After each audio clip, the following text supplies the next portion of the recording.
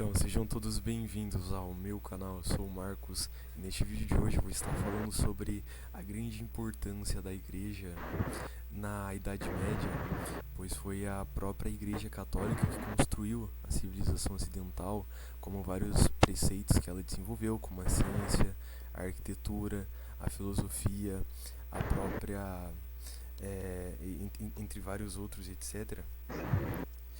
Então, nós devemos tomar conhecimento de tudo que a nossa civilização deve à Igreja Católica, como a música, a arte, a arquitetura, a universidade, o desenvolvimento da ciência, os hospitais e previdência, o direito internacional, os inúmeros princípios básicos do sistema jurídico e etc. Para sermos exatos nisso que nós vamos falar, já vamos deixar bem claro aqui que isso é uma verdade, que foi a própria igreja que construiu a civilização ocidental. Daí tem muita pessoa que diz que os inimigos da igreja, que são falaciosos, que aponta a Idade Média como a Idade das Trevas. Isso é uma verdadeira falácia, não precisa nem ser católico para saber que na tal Idade das Trevas, como os burros aponta, foi a idade de maior desenvolvimento da humanidade, pois foi na Idade Média no qual a igreja desenvolveu o sistema universitário, entre vários outros. Então, aqui eu vou ter uma participação com o meu grande amigo Igor, que é um cara muito inteligente, que é um cara que estuda muito, um cara que, nossa, esse cara aqui o cara é muito inteligente. Então, Igor, você gostaria de se apresentar e nós vamos falar sobre os tópicos aqui? Pois bem, salve Maria, boa tarde, bom dia ou boa noite a todos os nossos ouvintes, né? Meu nome é Igor Angélico, eu tenho 19 anos, eu sou acadêmico de Direito, sou curioso, gosto de estudar filosofia, história, demais áreas do conhecimento humano, e como o senhor Marcos muito bem disse, eu estou aqui para falar sobre a Idade Média, a importância que a Igreja Católica, fundada por Nosso Senhor, exerceu durante esse período, e para combater diversos mitos que são muito propagados, geralmente por um mainstream acadêmico, que contraria, na verdade, a própria história, em favor de suas ideologias perversas, né? De suas ideologias vis e caluniadoras. Pois bem, eu gostaria de dizer também que nós estaremos afastando todo e qualquer tipo de preconceito que se possa ter dentro da historiografia, até porque nós pretendemos fazer uma análise fria, não uma análise, digamos assim, apaixonada, ou seja, tendendo para um lado romantizante da Idade Média, porque, embora a Idade Média tenha sido sim a Idade da Luz, ela ainda não foi a Idade Perfeita. Muitas pessoas acabam incorrendo em alguns erros, achando que na Idade Média tudo foi perfeito, quando na verdade não foi bem assim. A Idade Média foi sim o melhor período da história, no entanto, com seus problemas. Cada época tem os seus problemas, e com a Idade Média não foi diferente. Pois bem, agora eu passarei novamente a voz ao Marcos, né, para que ele possa passar os tópicos a serem comentados nessa nossa conversa, né? Pois bem, Marcos, fique à vontade. Então, salve Maria, como meu amigo Igor Angélico disse no início. Então, vamos começar a falar sobre a abolição da escravatura vigente na antiguidade. Então, gostaria de passar para o Igor estar explicando o que foi e qual foi a grande importância da igreja neste acontecimento histórico. Pois bem, na antiguidade havia uma concepção bem peculiar acerca da escravatura. Se nós pegarmos até mesmo os maiores intelectuais da antiguidade, como é o caso de um Aristóteles, eles apresentavam uma forma de pensar muito escravista. Eles tinham a escravatura como um elemento importante, fulcral, para a existência da sociedade.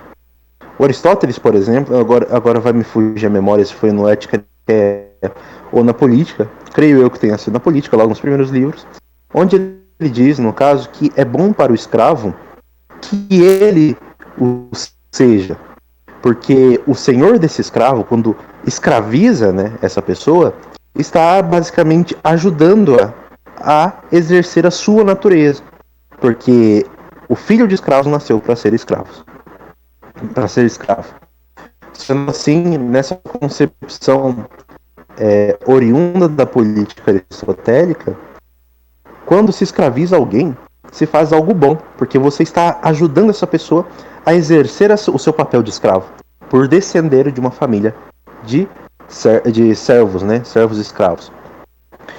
Com a Idade Média, essas noções elas são abandonadas, justamente porque essas noções se fundam no paganismo, e o paganismo possui diversas lacunas morais. Geralmente as pessoas tendem a endeusar Aristóteles como se ele não tivesse errado em nenhum aspecto, quando na verdade Aristóteles errou em diversos assuntos, até mesmo dentro da metafísica. Tanto que Aristóteles foi corrigido e complementado por Santo Tomás de Aquino, que em breve chegaremos a falar sobre ele, né, que foi o maior filósofo da história e se deu no período abaixo da Idade Média, no século XIII, onde ele surgiu, né? Mas continuando, Aristóteles, por exemplo, ele tinha a concepção de que o aborto ele era bom. Se podia abortar sem nenhum problema. Inclusive, ele ensinava as mulheres a abortarem os seus filhos, em determinados casos. Então, fica evidente que durante o período da Antiguidade existiam diversas lacunas morais, e essas lacunas morais elas não poderiam ser preenchidas puramente pela razão. Justamente porque a razão do homem ela não é completa, e ela não pode completar-se a si mesma, dado que a nossa razão é limitada. Deve-se lutar sempre contra a concepção iluminista e completamente humanista de que a nossa razão ela é algo a ser endeusado, né, que é o caso do racionalismo, onde até mesmo se pretende racionalizar os aspectos de fé, de fidei, né, o que soa completamente absurdo.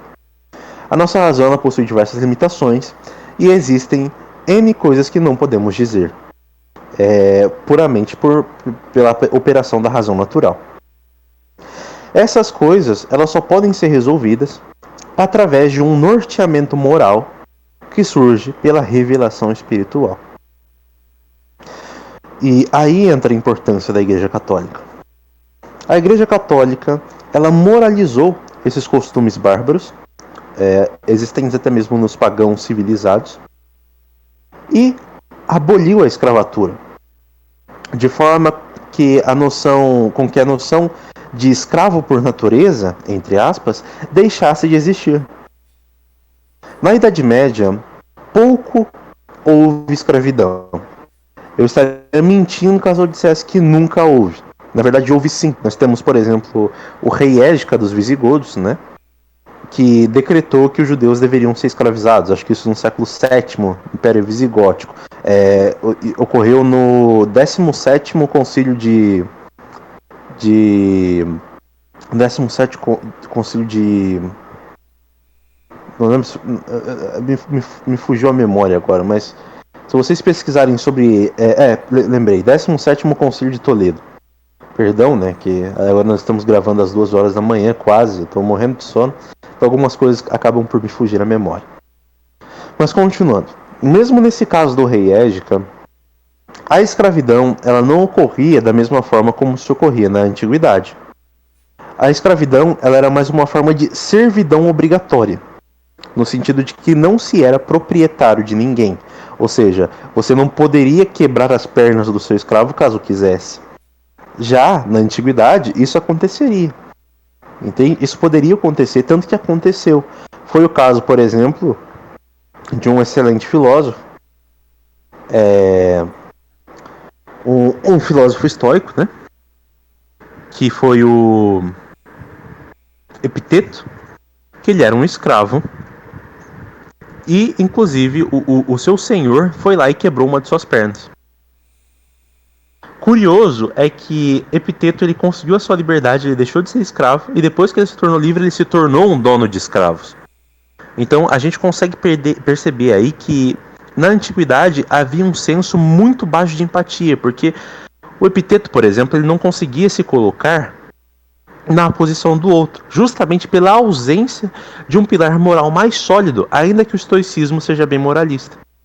E esse pilar moral mais sólido, ele só pode surgir através de um homem que também é Deus, que encarnou nessa terra através da Santíssima Virgem e que por nós foi crucificado e morto.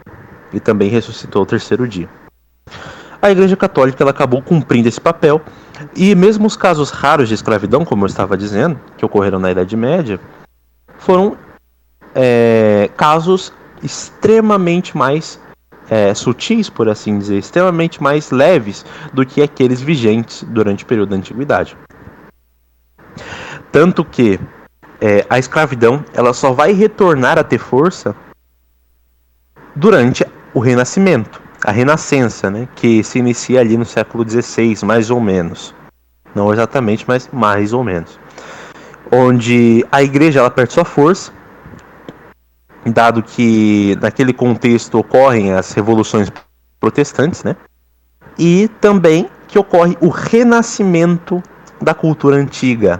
Por isso renascença, né? O renascimento da cultura da antiguidade. E a cultura da antiguidade é uma cultura escravista. Aí começam os casos de escravidão novamente, que voltam à tona com muito poder, com muita força. E é nesse contexto que encontramos o Brasil, por exemplo, né? O Brasil ele foi descoberto durante o período do Renascimento. E, no caso, diversas outras nações também o foram. E foi um período muito marcado pelo escravismo. Ainda que a escravidão no Brasil não fosse ocorrer exatamente depois do seu descobrimento, né? Na verdade, passariam diversos anos para que isso começasse a ocorrer de fato. Mas a mensagem ela pode ser captada, creio eu. Então, sobre a escravidão, é basicamente isso que eu gostaria de pontuar. Não sei se o senhor Marcos vai gostar de colocar mais alguma coisa em pauta, de complementar o que eu disse, mas fique à vontade aí, Marcos. Exatamente o que o Angélico disse. Quando a Igreja Católica perde o poder no Renascimento, isso acaba meio que alocando grandes catástrofes no nosso mundo. Não só no Brasil, né, o Angélico, que isso levou à escravidão, como em outros países também. Uhum. Então, Igor, uma coisa aqui, um outro tema aqui que a gente vai falar que eu acho de grande importância também, é que no ano 800, quando Carlos Magnus, mais conhecido como o pai da Europa, ele ajunta toda a Europa e a Igreja Católica passa a ser o núcleo principal e todos eles passam a ter o tecido social da Igreja e isso passa a levar a Cristo por toda a Europa, concorda? Concordo. Então, aí nós temos o bem mais evidente da Idade Média, que foi a cristianização de povos pagãos. Carlos Magno, por exemplo, ele era um pagão. Ele é um pagão convertido, né? Ele se deu dentro de um contexto de paganismo. Tanto que mesmo depois de sua conversão, ele manteve alguns dos seus costumes bárbaros. Justamente porque algumas coisas que se aprende desde criança não se consegue abandonar tão facilmente. Mas Carlos Magno, após o catolicismo, ele passa a converter os povos pagãos. Fazendo isso, já se tem o bem maior de toda a Idade Média, que é, como eu disse anteriormente, a conversão desses povos, porque assim nós passamos a ter mais almas para Nosso Senhor e mais almas a serem salvas. Ou seja, a vontade de Deus passa a ser melhor executada. Não no sentido de depender, no caso do exercício de Deus, mas ser executada no sentido de que aquilo que ele pretende para nós passa a ser exercido por nós. É isso que eu quis dizer. E o Carlos Magno, ele é fundamental para isso. E isso não somente é bom porque agrada a Deus, como também é bom porque faz bem ao próprio homem, dado que, conhecendo a Cristo, ele pode buscar as suas virtudes para alcançar a salvação eterna.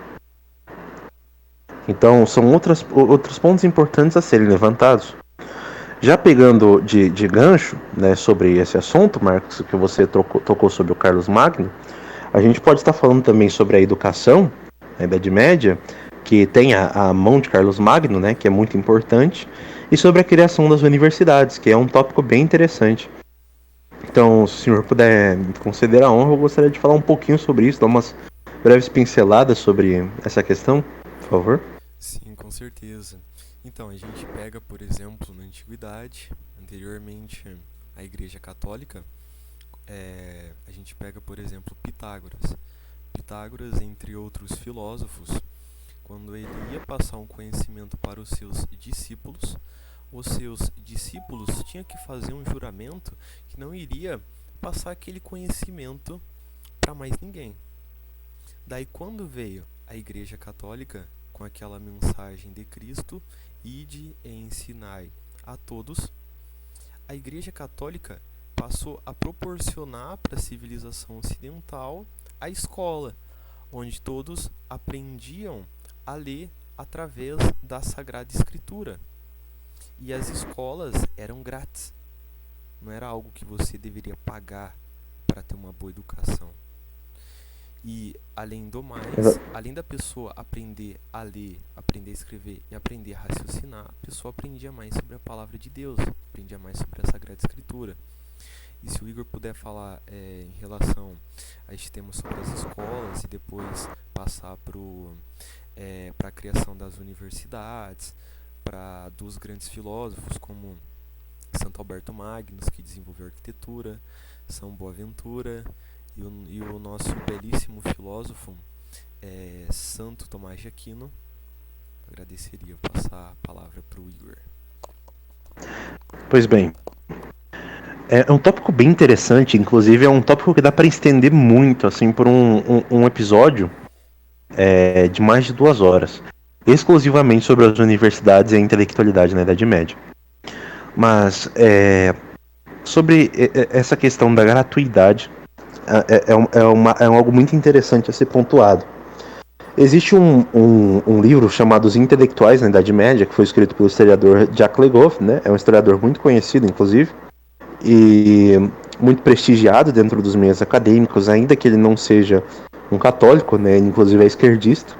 No entanto, os seus livros eles são excelentes, são muito bons, mas especialmente esse, né, que é o relevante para esse tópico agora, Os Intelectuais na Idade Média, ele pontua algumas coisas que são interessantíssimas.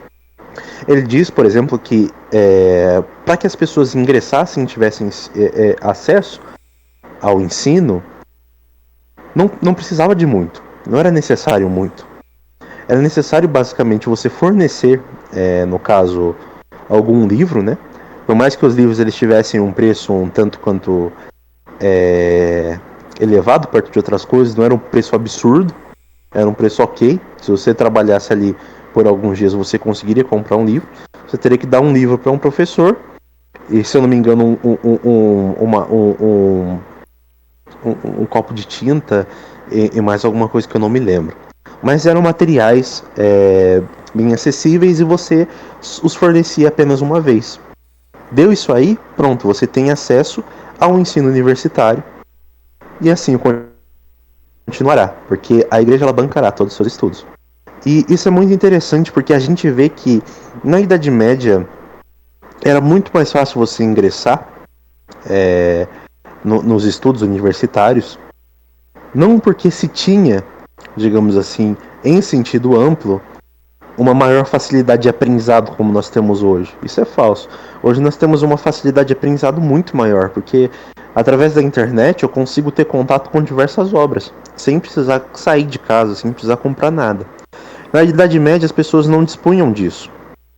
Não dispuseram dessa regalia de poder ter acesso ao conteúdo de estudo tão facilmente. Então, mesmo assim, as pessoas estavam livres a ingressar na universidade. E a universidade, ela estruturava-se, a princípio, conforme os ditames do ensino clássico. Tanto que o ensino universitário, de começo, ele se dá no século IX, na Europa, né?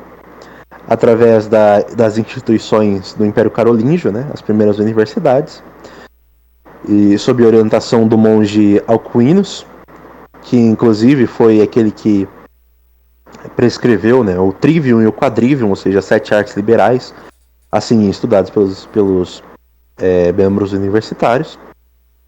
E, através dessas 7 artes liberais, os alunos universitários eles conseguiam ter de fato um conhecimento universitário. Como assim? A concepção que se tem de universidade atualmente é uma concepção muito setorizada, por assim dizer. Nós temos a universidade. A universidade ela divide-se em diversas faculdades. Dentro da Universidade de São Paulo, por exemplo, a USP, nós temos a Faculdade de Direito da Universidade de São Paulo, nós temos a Faculdade de Medicina, nós temos o Departamento de Filosofia, Letras e Ciências Humanas, etc. Né? O FFLCH, né, da USP. E quando se estuda esses tópicos, se estuda de forma muito setorizada. Na Idade Média, não. Na Idade Média, era de fato um ensino universitário porque era um ensino universal. Ou seja, englobava todos os setores de estudo referentes ao estudo acadêmico, de fato. Então, você ingressava na universidade, digamos assim, aos 15 anos de idade. 15, 14 anos de idade. E por lá você ficava tendo aulas até os seus 28, mais ou menos. Entende? E você passava e estudava todas as disciplinas. Você não estudava somente gramática, ou somente lógica, ou somente filosofia. Você estudava gramática, lógica, filosofia, cosmologia, biologia. Você estudava tudo. Entende? Era de fato um ensino universitário porque era um ensino universal. O estudo de natureza prática, né? Tais como a marcenaria e etc., não eram ensinados em centros universitários. Para você aprender a ser um marceneiro, você recorria a um mestre marceneiro, ou seja, uma pessoa já experiente nessa área, nesta arte, né? E essa pessoa te ensinava e te produzia como um marceneiro. Ou seja, não era necessário que se fizesse algum curso universitário para que se fosse um marceneiro.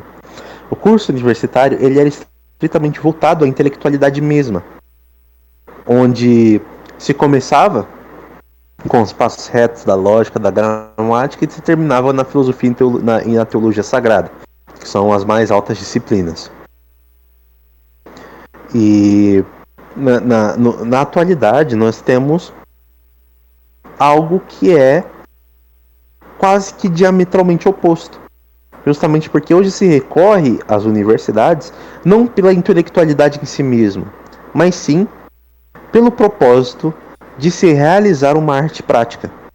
Como, por exemplo, encontrar um emprego. As pessoas geralmente elas fazem faculdade visando um emprego, não visando estudar, se tornar uma pessoa estudiosa, um conhecedor, um intelectual, um erudito sobre um determinado tema. Mas sim buscar o ensino apenas com o propósito de ingressar no mercado de trabalho com uma maior qualificação.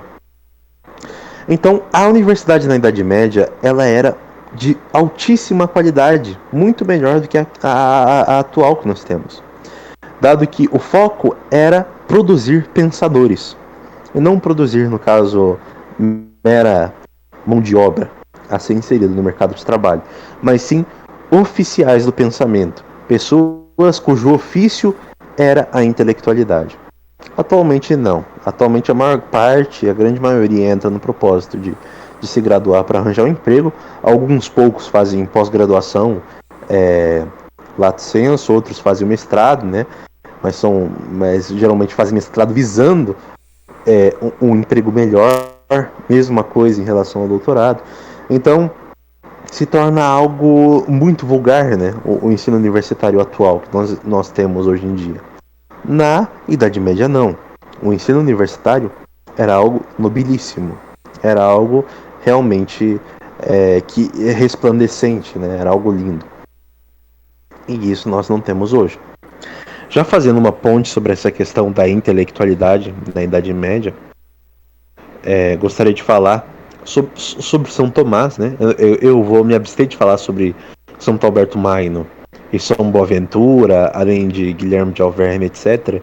Porque se eu me meter a falar sobre essas pessoas, esse episódio aqui terá sei lá, 3, 4 horas de duração. E não ficará algo muito agradável de se ouvir, né? Porque ficará muito maçante. Então eu pretendo pular diretamente para São Tomás, que é o ponto alto da filosofia medieval. São Tomás de Aquino. Bom, ao contrário do que se diz, a Idade Média não foi um período de perseguição à razão. Isso é um mito que geralmente é repassado dentro das escolas, principalmente no ensino fundamental e no ensino médio, de que na Idade Média a razão ela era ofuscada pela fé, no sentido de que não se podia utilizar deliberadamente a razão natural sem estar diretamente ligado à fé. Então, a fé acabava por obscurecer a razão. Esse mito, na verdade, ele surge durante o período iluminista e é um mito de combate à Igreja Católica em si. Porque o nome do movimento que surgiu na modernidade era iluminismo. Porque eles pretendiam iluminar, no caso, a Europa. Dado que na concepção deles a Europa encontrava-se envolta em trevas, pelas concepções de fé, pelas questões de dogma que as pessoas tinham na cabeça, de religiosidade, etc. E eles vieram para iluminar a cabeça dessas pessoas e tirar isso aí para que elas pudessem usar a razão. Bom, nada tão falso quanto isso. Isso nada mais é do que detratação completa do que é a Idade Média no propósito de caluniar a Igreja Católica.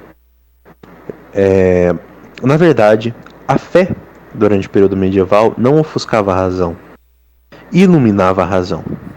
Porque existem determinadas coisas que a nossa razão natural não consegue alcançar, como eu já disse no começo dessa nossa conversa.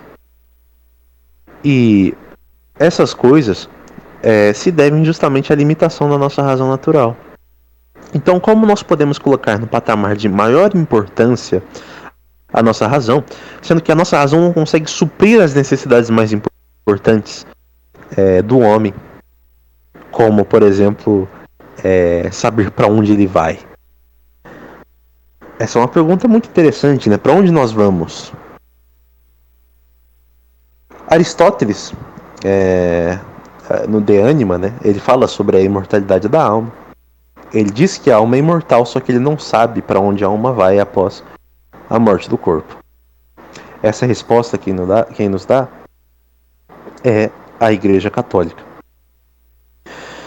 Se nós não tivéssemos essa resposta, no caso, nós nunca alcançaríamos ela pela razão natural, dado que o conhecimento da vida após a morte, no sentido da visão beatífica de Deus, por exemplo, é tópico estritamente de fidei, ou seja, a nossa razão ela não consegue alcançar devido às nossas limitações. E é aí que entra a importância do grande escolástico, o nosso doutor comum, angélico e universal, que é São Tomás de Aquino, né, o grande doutor. São Tomás de Aquino, ele utilizou a razão a serviço da fé. Não no sentido, novamente, da fé escravizando a razão, mas no sentido de a razão sendo iluminada pela fé, sendo guiada pela fé. Dado que ambas possuem importância fundamental na vida do ser humano. Pois, através da razão, nós conseguimos conhecer aquilo que é natural. No entanto, através da fé, nós conseguimos conhecer aquilo que é sobrenatural, aquilo que supera a naturalidade imanente que nós encontramos aqui na nossa realidade concreta, como, por exemplo, essa cama, ou então aquele quarto, compreende?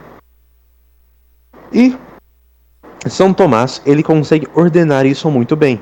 Na sua Suma contra os Gentios, que é considerada a sua obra máxima, né? Justamente porque foi escrita durante seu período de maior maturidade. São Tomás ele divide tal obra em duas grandes partes, uma tratando sobre os tópicos de razão e outra parte tratando sobre os tópicos de fidei. São Tomás ele foi muito importante porque, além dele conciliar esses elementos, ele ainda forneceu diversas questões, diversas respostas, na verdade, que nos levariam às verdades da fé através da razão. Os chamados preambula fidei, ou seja, preâmbulos da fé, os preâmbulos da fé, que são coisas alcançáveis pela razão natural, que nos levam às verdades da fé, ainda que a nossa razão por si só não consigam alcançá-las. E através das preâmbula fidei que ele fornece na sua Suma contra os Gentios, nós conseguimos perceber, no caso, o caminho que se aponta ao Deus cristão. São Tomás ele consegue provar inequivocamente a existência de Deus através de suas 5 vias. Até hoje eu não consegui ver nenhum argumento decente que desbancasse as 5 vias de Santo Tomás. Só que, além das 5 vias, ele consegue demonstrar diversos atributos de Deus, completamente compatíveis e adequados ao cristianismo, estritamente pelo uso da razão. Na Suma contra os Gentios, ele consegue demonstrar que Deus ama as coisas. Isso é muito importante, que Deus é amoroso. Ele consegue demonstrar que Deus é justo, é justíssimo. Detalhe, apenas através da razão, sem necessitar de fé. Entende? Para vocês compreenderem como isso é grande. E ele consegue demonstrar que Deus odeia, mas não no sentido passional, né, que nós temos, mas no sentido de ódio perfeito, digamos assim, que seria basicamente a aversão de Deus ao mal. Então existem diversas coisas que são demonstradas por São Tomás exclusivamente através da razão, plenamente conciliáveis e que nos levam às verdades da fé. Por isso ele é importantíssimo enquanto estruturador de preâmbula fidei, ou seja, ele nos colocou diversos preâmbulos da fé para que nos convertêssemos à Igreja Católica. É importante lembrar que a Suma contra os Gentios ela foi escrita por requisição, né, de terceiros, com o propósito de converter os muçulmanos e os pagãos que estavam em território europeu naquela época. E eles combatiam as tentativas de conversão com filosofia, seja com a filosofia de Maimônides, um filósofo judeu, seja com as filosofias de Averroes ou Avicenna, filósofos muçulmanos. Então São Tomás ele foi muito importante nessa questão, além de diversas outras coisas. São Tomás ele complementou a questão da analogia do ser, né? Ele estruturou melhor e completou a tese aristotélica. Ele aprimorou as noções transcendentais do ente, né? Ele desenvolveu e inclusive percebeu que existe um transcendental a mais, né? Além dos ordinários, que seria o pulcrum ou a beleza, que seria, digamos, entre aspas, a união entre o bonum e o verum, o bem e a verdade, que já é um avanço, já é uma superação, por assim dizer, do aristotelismo, né? São Tomás ele consegue, né, responder a questão da eternidade do mundo e diversas outras coisas. Perceba que os tópicos tratados por São Tomás são tópicos de extremíssima dificuldade. Tópicos de extremíssima dificuldade. Porque são tópicos metafísicos e são tópicos muito difíceis de se resolver. No entanto, São Tomás trata com maestria. Claro, além disso, São Tomás ele escreveu tratados de política, como é o caso do seu do reino, né, do reino,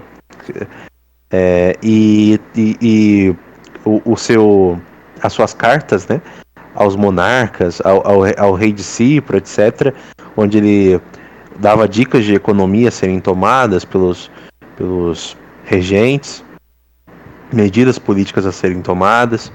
Ele tratou também sobre o conhecimento humano, né, tanto no sentido gnoseológico quanto no sentido epistemológico. Então São Tomás ele já tem uma contribuição muito grande, né, nesse seu realismo epistêmico, vamos colocar assim. Ele desenvolveu a questão dos universais, através daquilo que agora eu me esqueci o nome através do que aquilo que Gardel chamava de realismo conceptualista, né, ou então realismo moderado, onde São Tomás ele propõe uma forma de realismo que não se atém aos erros do realismo exagerado e nem aos erros do nominalismo. Então São Tomás ele faz diversas contribuições para o mundo da filosofia que eu não posso me aprofundar aqui, porque senão esse episódio ficará imenso, né? Ficará imensurável e dificultará os ouvintes a terem conhecimento sobre o assunto. Então, como eu não pretendo entrar nesses assuntos mais minuciosos de filosofia, que são mais complexos, eu paro por aqui a tratar sobre São Tomás de Aquino. Senão terei que entrar nas questões da sua obra, que são questões difíceis e são questões mais complexas que requerem um episódio somente sobre elas. Mas continuando. Essa é a importância de São Tomás de Aquino. Bom, após São Tomás, todos os outros filósofos eles se tornam bem menores. Justamente porque São Tomás, ele por excelência fez a filosofia. E a filosofia que São Tomás fez foi sem considerar-se um filósofo. São Tomás de Aquino nunca se disse filósofo. Na verdade, ele se dizia teólogo sagrado e se via como teólogo sagrado. Por que ele não se dizia filósofo? Porque a filosofia para ele não era o de mais importante, não era o ofício mais importante. O ofício mais importante era a teologia sagrada, ou seja, saber aquilo que concerne a Deus. Deus que é o objeto magnânimo da ciência em questão, e que, portanto, torna a teologia sagrada a ciência mais nobre. E, sem dizer-se filósofo, São Tomás fez a filosofia por excelência.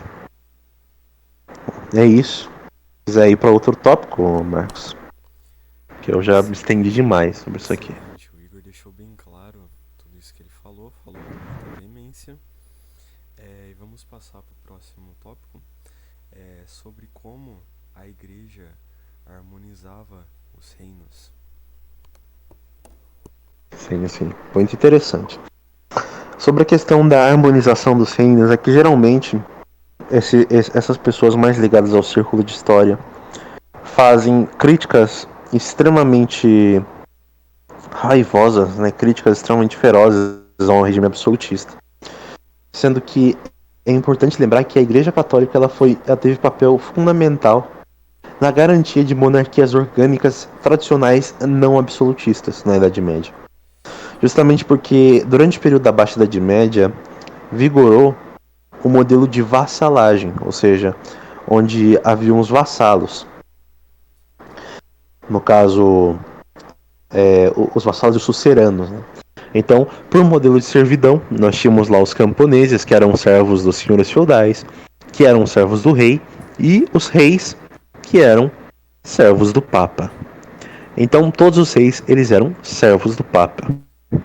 Sendo assim, conseguia-se ter, no caso, uma unidade dentro de toda a multiplicidade que havia na Idade Média. Porque se nós formos analisar o que é a Idade Média ela foi marcada por diversas guerras e por diversos confrontos. Foi um dos períodos mais guerreados da história da humanidade. No entanto, só não foi ainda mais descoordenado porque havia um ponto comum harmonizante através da figura que representava a autoridade magna a qual todos os reis estavam sujeitos. Tanto que os reis eles eram coroados pelas mãos do Papa. Ou seja, quando um rei ia ser coroado, o Papa colocava a coroa na cabeça do rei. Justamente porque o Papa ele tinha a autoridade de conceder aos reis a autoridade temporal, a autoridade civil. E isso já é uma quebra, no caso, das expectativas de que havia os reinos, né, que eram extremamente opressores e tudo, quando na verdade não. Na verdade, os reinos eles eram bem a menos em relação aos seus súditos. Tanto que, como muito bem diz, né, a Regine Pernouillet, que é uma historiadora medieval, considerada por muitos a maior historiadora medieval do século XX, ela tem um livro, que inclusive é o livro mais famoso dela aqui no Brasil, A Idade Média que nos ensinaram tem uma capa muito linda, inclusive de São Luís Nó, onde ela nos levanta algumas coisas interessantes, como por exemplo, que na Idade Média não existia convocação para o serviço militar, porque os reis eles não dispunham de exércitos. Então, quem lutavam geralmente eram os nobres. Os nobres, ou seja, aquelas pessoas que tinham um título de nobreza, que geralmente as pessoas têm na cabeça que eram pessoas limpinhas e que não se misturavam com nada, eram os nobres, ou seja, a alta casta, aquelas pessoas que estavam nos postos mais importantes somente abaixo do rei, que iam lá lutar e correr o risco de morrer. Entende? O camponês, ele não lutava. Quem lutavam eram os nobres. Então os nobres, eles não eram digamos, os molengas, né, que geralmente se pinta. Os nobres, na verdade, eles eram muito honrados. E eles lutavam. A função dos nobres era lutar, dentre outras coisas. E os reis, eles muitas vezes acabavam por participar da guerra também, junto com os nobres, iam conjuntamente.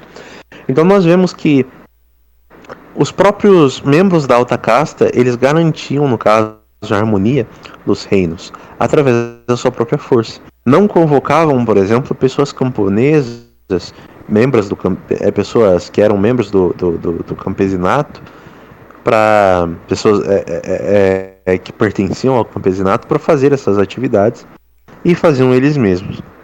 Então, algo muito interessante a ser levantado acerca desse assunto, né, em específico. Outra coisa interessante, né, a ser mencionada é que na Idade Média, durante esse período feudal no mínimo, não havia necessidade de impostos, não haviam impostos, justamente porque pelo próprio modelo de vassalagem as coisas se pagavam e se sustentavam. Então era um modelo bem orgânico, ao contrário do que se pinta. Não sou a favor desse modelo orgânico, eu pessoalmente, né, tenho preferência por outros modelos. No entanto, são modelos interessantes a serem pontuados e que vão, né, na contramão daquilo que existe no imaginário popular, que acaba por identificar as monarquias absolutistas da modernidade com as monarquias tradicionais da Idade Média, quando são coisas diferentes. Bom, é isso. Então, o Igor falou muito bem em relação sobre como a igreja harmonizava os reinos. Só que quando nós vamos falar sobre isso, nós acabamos puxando um outro assunto de gancho, que foi a Inquisição. Que a Inquisição ela é algo que está sendo tipo criado vários mitos em relação e poucas pessoas sabem o que realmente foi a Inquisição. Como por exemplo, voltando ao assunto, quando Carlos Magnus, ele ajunta todos os reinos da Europa como principal núcleo a Igreja Católica, como o meu amigo Igor citou, que o próprio Papa coroava os reis, porque o próprio Papa estava numa hierarquia superior. Então, quando vai começando os cátaros, que foi o principal motivo da Inquisição, acaba rompendo o tecido social com a igreja. Então, se o Igor puder falar exatamente o que foi a Inquisição, o que levou, eu gostaria muito. Pois bem, a Inquisição ela foi importantíssima e ela ocorreu com seus propósitos, e muito bons propósitos, inclusive. Bom, a Inquisição, primeiramente, sobre esse assunto, eu gostaria de recomendar um livro chamado Inquisição, um Tribunal de Misericórdia, porque foi isso que foi a Inquisição, né? Um tribunal de misericórdia. Foi através da Inquisição que a misericórdia ela perdurou. Porque dentro do contexto do catarismo, que o nosso amigo Marcos citou, ocorria que os cátaros eles acabavam por realizar diversas barbaridades, inclusive, por exemplo, matar bebês dentro da barriga das mães, etc. E isso em função da sua crença. Os cátaros eles eram gnósticos, acreditavam que havia um Deus bom e um Deus ruim. Eles foram oriundos do maniqueísmo, né, que era outra heresia, a heresia dos maniqueus. E eles tinham essa crença, e eles tinham a crença de que tudo aquilo que é material é ruim. Então, quando as mulheres engravidavam, o que acontecia? Eles iam lá e matavam o bebê que estava dentro para não nascer mais matéria e para libertar aquela alma que estava presa naquela matéria, entende? Além disso, eles tinham prática, no caso, de suicídio, mas suicídio por inanição. O que eles faziam? Eles iam lá e proibiam a todo mundo de comer e eles paravam de comer até morrer, entende? Porque eles achavam a matéria ruim e queriam sair da matéria, né? Em prol da forma, etc. Da forma não, perdão. Em prol da espiritualidade, né? Em prol do espírito. Uma concepção dualista herética. Ocorreu que, devido a essas práticas bárbaras, a própria sociedade medieval ela acabou por terroriza essas, a essas pessoas e começaram a haver acusações de catarismo. Começou então uma onda de justiça com as próprias mãos e as pessoas acabavam por punir as pessoas acusadas de cátaros, muitas vezes sem saber se eram de verdade. Então, às vezes uma pessoa inocente era acusada de catarismo, chegava lá a população enfurecida e matava a pessoa, pra ela não matar outra pessoa, entende? Matava pra evitar que ela fizesse outras barbaridades. E depois descobriram que a pessoa não era cátara coisa nenhuma, era balela.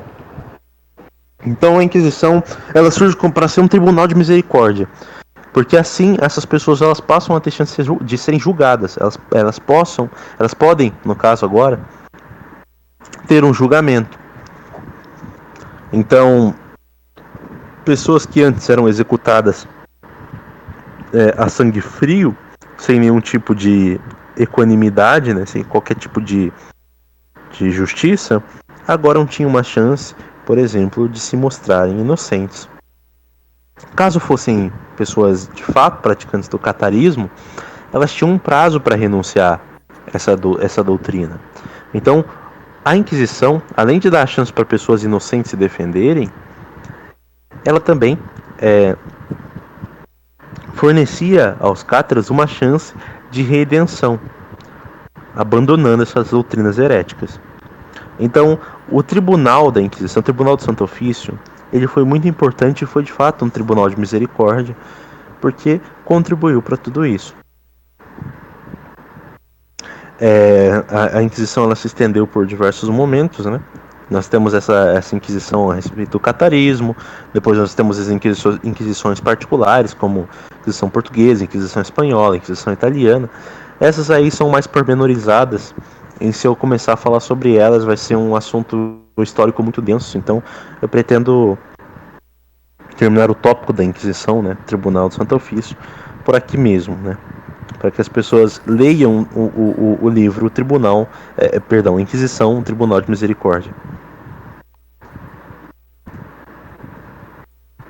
Exatamente o que o Igor falou. A gente pega assim, é uma pauta que eu acho importante pautar, é que assim, existe algumas civilizações, né, Idade Média, que por ter suspeita de algumas pessoas ser cátaro, a civilização pensava assim: vamos matar todo mundo. Quem for santo vai pro céu, quem for herege vai pro inferno. Já começa a ver, se levar pro ponto de muita pessoa inocente sem ter direito pela justiça. Então a gente pega as pessoas anteriores que morriam sem ter direito à própria vida, sem serem julgadas. Agora, com a Inquisição, elas passavam a ser julgadas por três juízes. Isso levou à evolução da nossa lei hoje. A evolução Uhum, da nossa lei, ela vem da própria Inquisição. uhum. A Inquisição ela foi um ponto muito importante para pro direito, né? A Inquisição ela marcou um período onde fazia-se necessário um ordenamento jurídico para julgar esses casos. Isso, perfeito, perfeito. Tem mais algum tópico para que a Então, gente comente? Ou... então, Igor, uma dúvida, assim.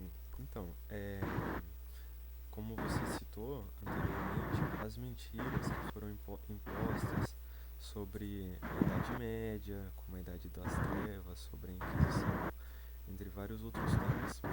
Por que que elas foram impostas e por quem que elas foram impostas, essas mentiras? Bom, eu não posso falar por quem elas foram impostas, porque senão vai ser considerado, você sabe, né? Sim, sim, sim.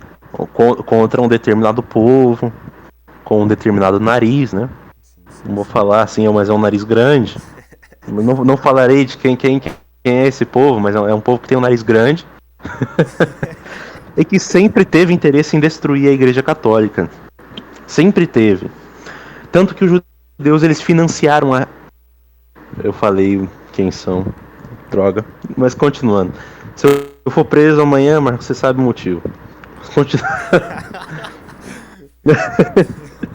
tanto, tanto que esse pessoal aí do grande nariz, os grandes narigudos, né? Eu chamaria assim. Eles financiaram a reforma protestante no intuito de diminuir o poder da Igreja Católica. Justamente porque a Igreja Católica ela impedia com que esse pessoal do grande nariz praticasse as suas iniquidades. Porque a Igreja Católica, por exemplo, proibia a usura, que era você cobrar mais do que o devido de uma pessoa. A Igreja Católica ela proibia determinadas práticas de impiedade que essas pessoas do grande nariz realizavam. A Igreja Católica ela, ela sempre se opôs, no caso, a esse pessoal do grande nariz, justamente por eles terem apostatado, né? Terem renegado o Messias, o nosso Senhor Jesus Cristo Salvador, além de terem o crucificado, como nós encontramos no Evangelho de São Mateus. Então, por diversas razões, a Igreja Católica nunca se deu bem com esse povo do nariz avantajado, e nunca deu margem para que ele crescesse. Se eles crescessem, eles começariam a explorar a civilização. Então o que aconteceu? Para que eles pudessem crescer, eles começaram a financiar diversos grupos anticatólicos para que a Igreja Católica passasse a ser difamada e perdesse a sua força. Então financiaram a reforma protestante de Lutero, tanto que o Lutero ele ficou muito empolgado, ele ficou muito feliz que os judeus estavam apoiando ele, porque ele via isso como uma chance de converter os judeus ao protestantismo. Só que depois que a reforma foi concluída e os judeus não terem se convertido, o Lutero ele foi lá e escreveu um livro chamado Dos Judeus e Suas Mentiras. E nesse livro ele fica muito bravo com os judeus porque os judeus financiaram a reforma protestante só para a igreja perder poder e os judeus passassem a enriquecer cada vez mais. Então Lutero foi traído pelos judeus, ficou muito bravo, escreveu esse livro aí, Dos Judeus e Suas Mentiras. Inclusive ele foi traído de tão forma que nesse livro ele diz que tem que queimar a casa de judeu e tirar judeu da Europa à base da porrada. E eu não estou exagerando, ele realmente disse isso aí. Você tem uma noção E ele nem sabia que ele estava fazendo parte de um plano judaico, né? Mas Lutero foi usado pelas forças demoníacas e pelas forças narigudas, vamos colocar assim. E começaram a financiar o pensamento iluminista. Tudo isso no propósito de afastar a catolicidade do mundo. Por que esse propósito? Esse propósito é estritamente com fins terrenos, como por exemplo a lucratividade? Claro que não. Cumpre propósitos sobrenaturais. Porque é interessante a esse povo do grande nariz que nós sejamos submissos a eles. Porque eles têm uma concepção etno-religiosa de que nós fomos criados para servi-los. Então, é interessante que para eles que nós nos afastemos da Igreja Católica para que nos tornemos cada vez mais subservientes a eles, indiretamente através da ausência de moral. Aí eles começam a financiar a pornografia, entende? Através da escravidão dos juros, porque sem a igreja para proibir a usura, a gente vai lá no banco do senhor Narigão e pega um empréstimo e fica endividado. Então, além de que eles temem a cruz, eles morrem de medo da cruz de Nosso Senhor. Então é bom que a cruz perca sua força. Então são diversas coisas que envolvem isso aí, esse plano. Financiaram Voltaire para falar suas absurdidades, financiaram a maçonaria. E é um povo só, que se diz o povo escolhido, que vocês provavelmente sabem de quem eu estou falando. Mas o propósito da modernidade é acabar, é destronar Deus. E Deus ele foi destronado de fato. A Revolução Francesa tirou Deus do seu trono temporal, né? Tirou Deus do seu da sua cadeira temporal, né? Da sua autoridade política. E isso foi só se agravando, até chegar um momento em que Deus nem mais se torna importante. Atualmente, por exemplo, Deus é algo totalmente irrelevante. Cada um tem a sua religião, cada um pensa o que quiser e todo mundo tem que se respeitar e viver no mundo de fadas dando a mãozinha. Entende? E isso é exatamente o que esse povo narigudo quer, porque se tanto faz a religião, tanto faz Cristo. E se tanto faz Cristo, Cristo não importa. E se Cristo não importa, eles não têm o que temer. Entende? Então é importante que nós tenhamos isso em mente. Nós precisamos lutar, nós precisamos nos agarrar à nossa religião, combater esse povo, desmentir essas mentiras que eles propagam sobre a nossa igreja. E é isso, Marcos. É só isso que eu gostaria de dizer. Isso aconteceu também igual na Revolução Francesa, né? Como diz o professor Orlando Fedeli, um grande professor, grande historiador, eu acho até que o professor Orlando Fedeli é um dos maiores historiadores do Brasil.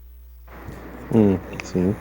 na Revolução Francesa, que diz ser um ato contra a monarquia, mas na verdade foi um ato contra a Igreja Católica, até porque o professor Orlando Fedeli explica que se o rei ele não tivesse sido oposto a todos os padres que foram defender os conventos por seu próprio direito, ele não teria sido tirado do poder, que isso levou à morte de mais de 5.000 padres. Então, eu acho que isso, Igor, espero que me corrija se eu estiver errado, como na Revolução Francesa, a maçonaria, controlada pelos narigudos, como você citou, financiaram um grupo de falsos filósofos para implantar mentiras sobre a igreja. E essas mentiras que foram impostas sobre a igreja geram uma confusão danada. Hoje, as pessoas mais sábias, as pessoas que realmente estudam, sabem que isso é uma verdadeira mentira, uma verdadeira falácia. E na Revolução Francesa, eles mandaram pegar todos os livros católicos e queimar, né, jogar fora, e isso, né? E é por conta disso que todos os mitos hoje, as grandes falácias sobre a igreja. Exatamente. E só para concluir, Marcos, agora que você citou a memória do Orlando Fedeli, eu gosto dele, eu discordo de algumas coisas dele, mas eu gosto muito dele. Professor muito bom, excelente professor. E em homenagem a ele, eu gostaria de replicar uma piada que ele fez numa de suas aulas. Uma piada memorável, que é quando ele está falando sobre a verdade. A verdade é absoluta. Então eu gostaria de perguntar, Marcos, a verdade é absoluta, não é? Sim, com certeza. Se a verdade é absoluta, 2 mais 2 vai ser 4 no Brasil. Sim. E 4 nos Estados Unidos, certo? Sim. Tá, então quanto que é 2 mais 2 na França? 4. 2 mais 2 na Itália? 4. 2 mais 2 em Israel? 4. Errado, tem juros, é 6. Então, Igor, falando sobre juros aí, e explica uma passagem curta para não alongar mais o vídeo. Na visão a verdade que São Tomás de Aquino esclarece por que os juros eles não devem ser impostos, Igor.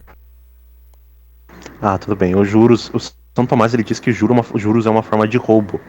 Isso é algo muito interessante. Porque quando se põe os juros, né, ele diz que você está vendendo um produto e está vendendo tempo. Só que o tempo não te pertence, você não pode vender o tempo. Então, na verdade, o que você está vendendo é o produto 2 vezes, entende? Uma pelo preço normal e outra do valor dos juros. Então você está vendendo uma mesma coisa 2 vezes. Dado que não faz sentido cobrar pelo tempo, porque o tempo não é seu, entende? Então, os juros, ele é uma forma de injustiça. Os juros, ele é injusto. Entende? Ele é decorrente do pecado da avareza, da ganância. Em palavras breves, é por isso que São Tomás ele se opõe aos juros. E é por isso que a igreja proibiu os juros até o século XVII, eu acho. Até o século XVII ou XVIII. Eu tô ruim da memória, mas acho que foi por aí mesmo. Exatamente, exatamente. Então, para não alongar mais o vídeo, que esse é um assunto complexo, um assunto de grande transcendência, um assunto que se a gente for falar, a gente passa dias e dias falando. E é perigoso a gente ainda nem falar tudo e acabar esquecendo. O vídeo termina por aqui. Se você gostou, deixa o like. Se você não gostou, também deixa o dislike aí. Quero que se foda. Comenta aí o que você achou. É isso aí, tamo junto, salve Maria. Até o próximo vídeo e falou. Salve Maria.